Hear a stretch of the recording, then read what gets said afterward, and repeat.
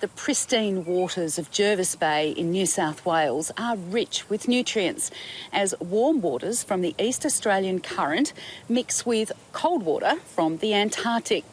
The region is now home to a new aquaculture precinct, which is just about to harvest its first crop of mussels. As Landline's Sean Murphy reports, it's being seen as a best practice model to help expand the industry and reduce our reliance on wild-caught seafood. Welcome aboard. Welcome aboard.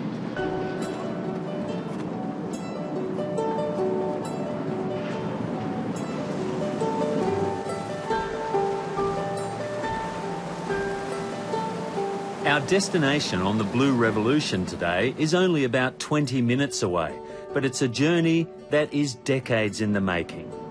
We're in the pristine waters of Jervis Bay on the south coast of New South Wales. It's a protected marine park and home to the Navy base HMAS Creswell. It's now also home to Australia's newest aquaculture farm. Exciting? Nerve-wracking? Yeah. Seriously exciting. Jim Doyle and Sam Gordon have been friends for 30 years. They've both worked in the seafood industry for decades, but this is their first joint venture. They won a tender to farm 50 hectares of the bay for shellfish and seaweed. Next month, they'll begin their first commercial harvest of blue mussels. So if someone had told me that we were going to get involved in mussel farming, I probably would have laughed 5 years ago. But what attracted us to this area was because you've basically got the tropical current coming down from Queensland and the Antarctic current coming up, which is full of nutrients. And so when the two currents mix outside Jervis Bay, you get this huge sort of plethora of life starting up. And so it makes it actually an ideal place to grow mussels. The partners lured New Zealand industry veteran Hika Roundtree to run their farm.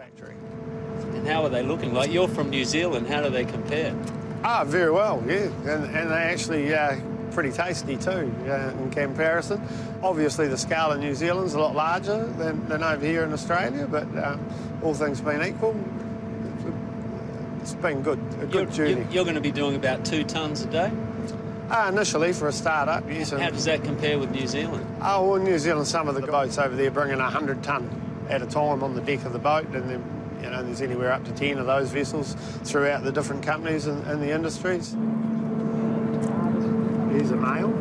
They're growing mussels that come from microscopic wild spat collected in Twofold Bay at Eden on the far south coast of New South Wales.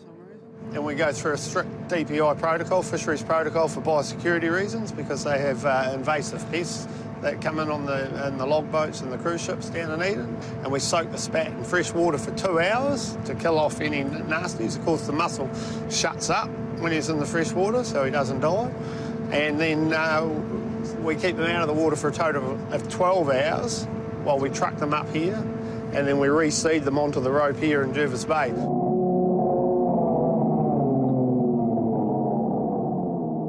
Blue mussels occur naturally in Jervis Bay, and this experimental spat-catching line attracted a range of other shellfish, including scallops and native Angazi oysters. These are called the doughboy scallop, and they're similar to a mussel in the fact that they have a smaller bristle here, so they will attach to a rope, whereas the traditional commercial scallop, or the Tasmanian scallop as it's known around these parts, that lives on the bottom in the sand. They're a beautiful animal, aren't they?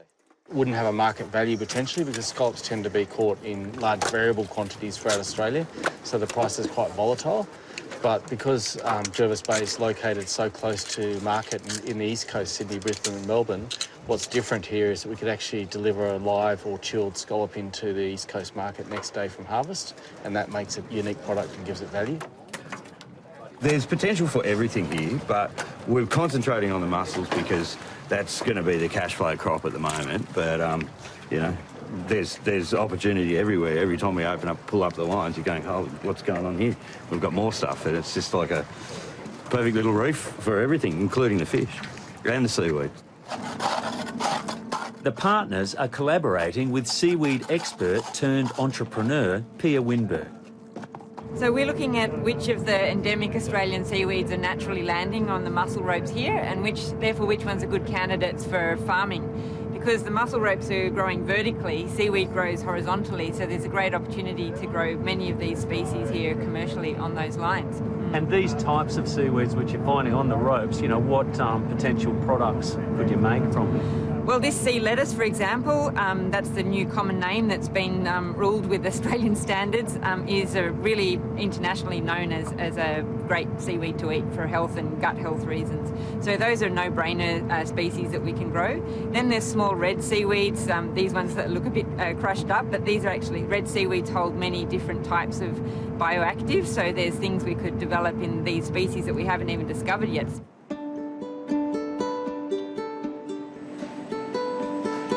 This year, Pia Winberg opened a new $1.2 million seaweed processing factory at Huskisson, producing food, beauty and medicinal products from a native green seaweed farmed in land-based tanks at nearby Bomaderry. She's excited at the mussel farm's potential to develop new products from some of the thousands of seaweed species growing in Jervis Bay. So we're bringing in different seaweeds, identifying what they are. But then a real bottleneck to seaweed farming is that you've got to unlock the reproductive cycle. The sex life of seaweeds is very tricky sometimes, and it takes a lot of research to work out what makes them spore. Is it sexual reproduction? Is it just a vegetative reproduction? And how do we attach them to the lines? And then are there any herbivores and fish that will come in and eat them all up when we're not looking?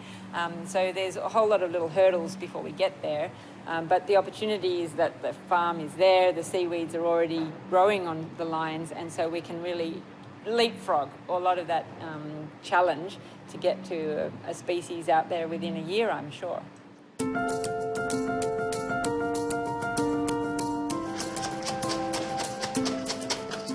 Locally grown mussels and seaweed are an irresistible combination for local chef Gary Fishwick at the historic Tarara House near Nowra.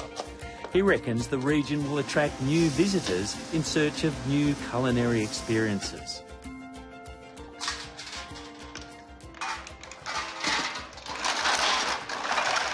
Jervis Bay mussels, I've had them before, and I seriously think they're the best mussels in the world.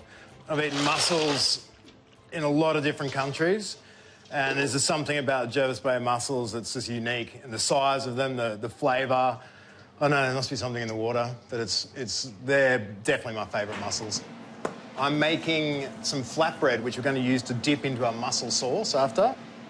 So basically, the seaweed powder is gone into my bread dough. So this is using a 9-year-old culture, like a sourdough culture, mixed in with Pia's seaweed. You can see it's got a lovely colour and it's got a really good flavour.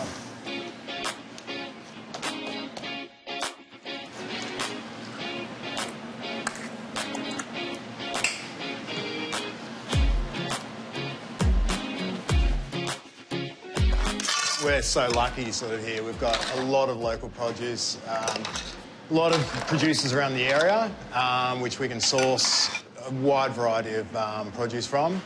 Seafood, we've got everything at our doorstep, so yeah, very lucky. The Shoalhaven Council is hoping aquaculture becomes a major South Coast industry. It's investing $2.3 million in facilities at Jervis Bay, including a local boat maintenance works and loading wharf.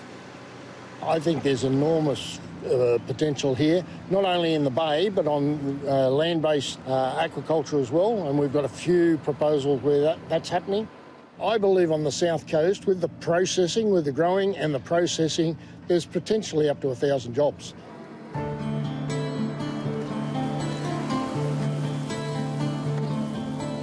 The Jervis Bay Mussel Farm has been decades in the making. The New South Wales Government first granted an experimental licence to grow mussels here in 1974, but it took more than 40 years before a commercial lease was approved. It'll operate under strict conditions with independent environmental audits. During the process of developing an environmental impact statement and draft management plans, we did a lot of community consultation to find out what their concerns were, what their fears were, and how we could mitigate those fears. So it was an experience for us to really consider environmental, operational aspects, reduce the risks, and come up with a project that would produce high-quality, sustainable seafood. It's going to be about measured growth for Australia's newest aquaculture venture. They're starting with just 12 mussel lines as they build to a capacity of 80 lines within the next decade. We're fortunate enough to be leasing these marine leases in the middle of a marine national park. That means we don't have exclusive right to those leases. Recreational fishers, divers and others can go onto those leases. But what we really understand is that we can't take that for granted. We've got to demonstrate real benefit back to not just the Jervis Bay community but the broader community if we want to be around in 50 to 100 years' time.